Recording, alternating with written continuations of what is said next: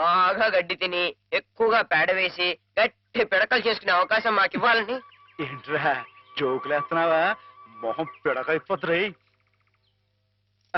నేనేమన్నానంటేనండి, బాగా పచ్చగడ్డి తిని ఎక్కువగా పాలు ఇస్తే ఆ పాలు పసిపిల్లలు తాగి వాళ్ళ భవిష్యత్తులో బలవంతమైన పౌలవుతారు నేనంటుంటే, రే నీకు తెలియకపోతే తెలియట్టుండు, అంతేగాని నీ ఇష్టం వచ్చినట్టు.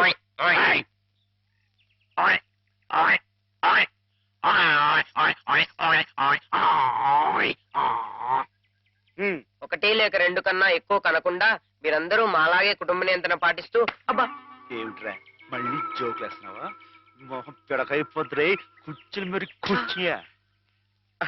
నేనేమన్నానంటేనండి, మా మనుషుల్లాగా ఒకరు లేక ఇద్దరు అన్న కుటుంబ నియంత్రణ పాటించకుండా గంపెడి సంతానానికని పశు సంపద బాగా పెరగాలని విష్ణుమూర్తి మన పాల సముద్రం మన దేశంలోనే ఉండాలని నేను చెబుతూ, ఇక మీదట ఇలాంటి తప్పులు చేశావంటే గడ్డి పెట్టి కుడి తగించేస్తాను రై కుర్చీలు మరి కుయ్యా. మాధవా మాధవా మాధవా మాధవా ఏంటండి ఏదో కొమ్ముకు పోయాడు, ఏంటో గంతులు? నువ్వు రావటం కొంచెం ఆలస్యం అయితే నువ్వు అన్నదంతా జరిగేది. ఏం జరిగింది? ఏం జరిగిందేమిటి?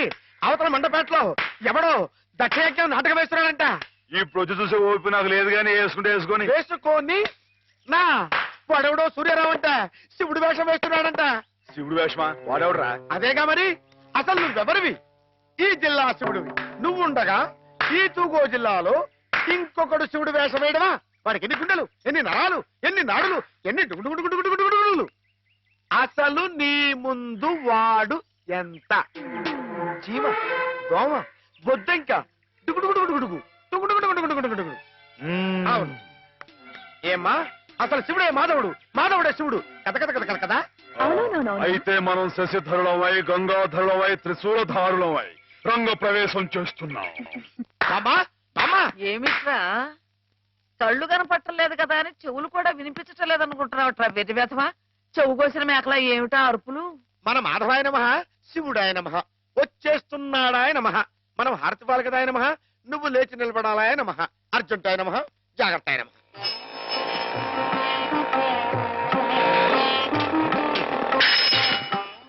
మెట్లు మెట్లు మెట్లు చూసుకో. నేనెంత అదృష్టవంతురాలి మాధవ. ఇది 100వసారి పరమశివుడు నా గుమ్మంలోకి రావటం. చంద్రశేఖర చంద్రశేఖర. బామ్మ నువ్వు ఇక్కడ శ్లోకాలు మొదలు పెడితే అక్కడ ఇంకో శివుడు రంగప్రవేశం చేస్తాడు. నా మాధవుడు ఉండగా ఇంకొకటి శివుడి వేషం వేయడమే పళ్ళు రాలగొడతాను. నా మాధవుడి ముందు ఏ శివుడైనా దిగదుడిపి వాడెవడైనా సరే గడ్డిపోత, గుడ్డిగవ్వ, చిల్ల పెంకు, చీపురు పుల్ల, చిల్లి కాసు. నా మాధవుడే శివుడు, శివుడే మాధవుడు. అదంతే. బామ్మ బామ్మ బామ్మ నువ్వు ఇక్కడ ఇలా ఉబ్బేస్తూ ఉంటే అక్కడ దక్షుడు ఆ మహాతల్లిని అవమానపరిచి. ప్రేక్షక మహాశైలకు నమస్కారాలు. ఈ రోజు మనకి ఓ సుదినం.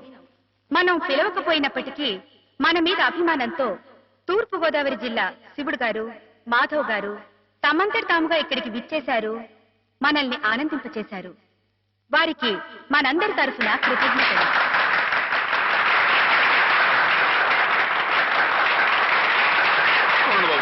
నాలుగు మొక్కలు మాట్లాడి అందరికీ నమస్కారం అండి బాబు.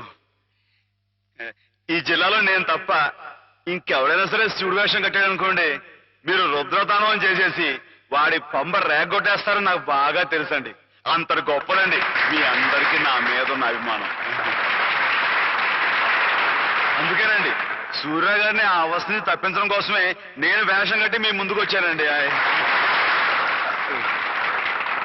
ఏమండో సూర్య గారు, ఏమండో మిమ్మల్ని రండి రండి. వీరు గొప్ప నటులను కూడా విన్నానండి. ఒక విషయం మాత్రం గుర్తుంచుకోండి సూర్య గారు, మా ఈ తూగో జిల్లాలో తప్పించి మిగతా జిల్లాలో మీరు వేషం కట్టి మంచి పేరు సంపాదించుకోవాలని మనస్ఫూర్తిగా కోరుకుంటున్నానండి. ఒక నిమిషం బాబు, తోటి కళాకారుణ్ణి కొంచెం సత్కరించుకోనివ్వండి. ఇక మీరు దయచేయండి. ఇక విషయానికి వస్తానండి. శివుడిగా ఇది నా 100వ ప్రదర్శన అండి, కాబట్టే మనసులో మాట బయట పెట్టేసుకుంటున్నాను. అసలండి పాలమ్ముకుని బతికే యాదవుడు నన్నేనండి.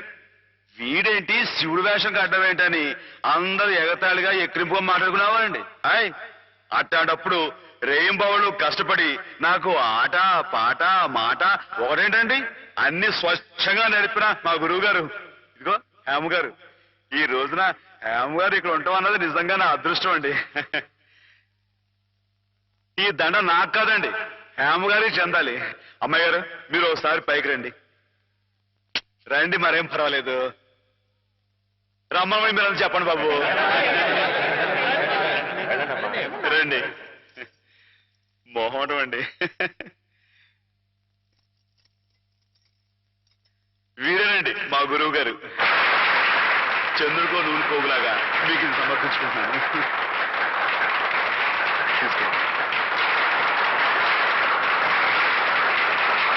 ఏమిటిది మాధవ ఇలా స్టేజ్ మీదకి పిలవడం ఈ పొగడతలు నాకు చాలా సిగ్గేసిపోయింది తెలుసా అభిమానం ఎంతుందో చెప్పుకోవడంలో తప్పే ఉందండి అభిమానం ఉంటే మనసులోనే దాచుకోవాలి గాని ఇలా 10 మందికి టముకేసి చాటుకోవాలా అట్టా దాచేసుకుంటే ఈ అష్టోత్తరాలు సహస్రనామాలు త్యాగరాజు పాటలు ఇవన్నీ బయటకు వచ్చేయండి అవన్నీ దేవుడు పోగొట్టారు కానీ బాబు ఒకసారి మనసు దండం పెట్టేసుకుని సరిపోద్ది అనుకుంటే మరి రాసినంతా పిచ్చోళ్ళ ఎర్రోళ్ళ ఏమండి మీకు అన్ని తెలుసు అనుకోమాకండి కొన్ని మీకు తెలివి తెలుసా బాబు ఏమండి నీతో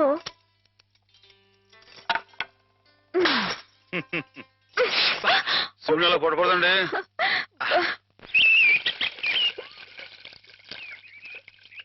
ముత్యాల ముగ్గుల్లో ముగ్గుల్లో గుబ్బిళ్ళు రతనాల ముగ్గుల్లో ముగ్గుల్లో గుబ్బిళ్ళు ఇవ్వు నేను వచ్చిన పని చెప్పడమే మర్చిపోయాను అమ్మాయి గారు పొద్దునే పాలు పోయడానికి కానీ పార్థం గారి ఇంటికి వెళ్ళాను కదండి ఆవిడేమో ముగ్గు తొక్కన వెళ్ళావా ఈ రోడ్డు నీ బాగుంది అనుకున్నావా జోగులేస్తున్నావా నీ మొహం పెరగైపోతా ఉన్నావు మాటలు జాగ్రత్తగా రాని నా మొహం పేడలా కనబడుతుందా మళ్ళీ జోగులేస్తున్నావా ఈసారి నిజంగానే పెరగైపోతురు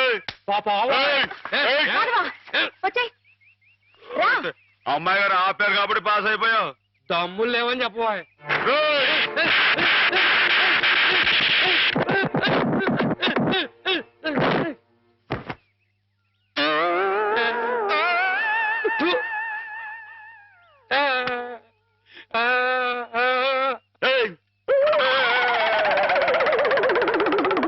వాడంతనే మన ముందు కుచ్చుకుచ్చు కుయ్యాగాడు ఇందాక పార్వతం గారిని చెప్తున్నాను కదండి పెళ్లికి ఆవిడ చెల్లు కొడుకున్నాడంటండి మన లలితం గారికి జోడిగా పాస్ అయిపోతాడేమో అంటున్నానండి కానీ బాగాలేడా బాగాలేకపోవడం ఏంటండి డబ్బా పనిలో ఉన్నాడండి హాయ్ మరి కాకపోతే చదివింది ఉత్త బియ్యన్ అంటండి పెళ్లి కొడుకుగా పాస్ కావు పో అన్నానండి హాయ్ ఆయన ఇచ్చి బిఏ అంటున్నావే పిల్ల ఏం చదివింది ఏం డిగ్రీ ఉంది అని ఆయన అడిగితే ఏం చెప్తావు అయ్య బాబోయ్ మీకు డిగ్రీలు ఎందుకండి ఇప్పుడు సరస్వతి బిఏ లక్ష్మి బిఎస్సి పార్వతి బీహం అని దేవుళ్ళు డిగ్రీలు ఉంటాయంటండి మీరే విద్యుత్ తల్లి మీకు డిగ్రీ లేకపోయినా పాస్ అయిపోతారండి హాయ్ అక్క ఎక్కడి నుంచి ఎక్కడికో లింకులు పెట్టేయడంలో మొనగాడు మాధవ అతనితో మాట్లాడి నువ్వు గెలవలేవు గాని నువ్వు ఊరుకో ఏం మాధవా ఈ బడాయి మా పిల్లలు కూడా నేర్పుతున్నావా ఏమయ్యా ఏంటండి మొత్తానికి మన ముగ్గే పెద్దదిగా ఉండాలని పట్టుదలతో వేస్తున్నట్లు ఊరికేంటండి ఈ సంక్రాంతి పండక్కి మొత్తం మన తూగో జిల్లాలో ఎవరింటి ముందు ఇది పెద్ద ముగ్గు కనపడకూడదు అంతేనండి హాయ్ ఎలా ఉందండి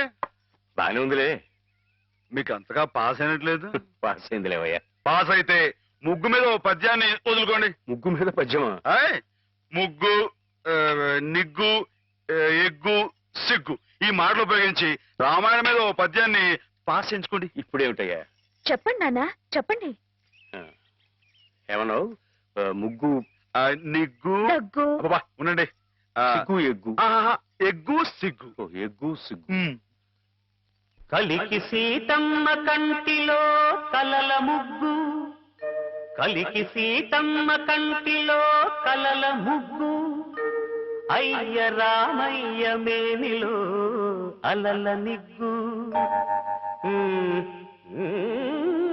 శివధనుస్సుకు తొలి ఎగ్గు శివజారి శిరసు వంచిరి నృపులెల్లా సిగ్గు సిగ్గు.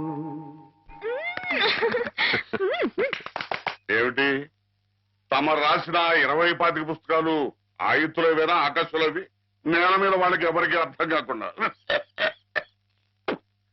అయినా ప్రస్తుతం జనానికి కావాల్సింది బూతులు గాని నీతులు కాదయ్యా అమ్మాయిని అంగాంగం వర్ణిస్తూ అయింది ఎగబడి కొంటారు అంతేగాని ఆమెని కోయిలని వర్ణిస్తూ రాస్తే ఎవరికి అర్థమవుతుంది, ఎవరు కొంటారు?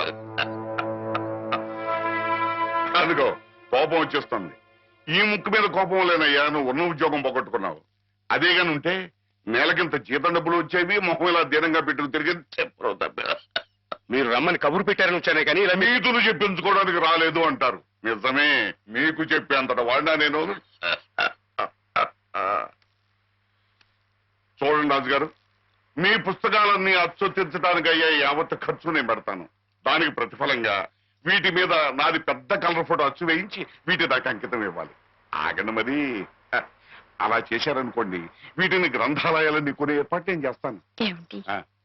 నా నవల విషయం చెప్పండి. దానికి వస్తున్నానుండు. ఏమి లేదు రాజు గారు, మా వాళ్ళు భూతు భాగవతం అని ఒక నవల రాశారు.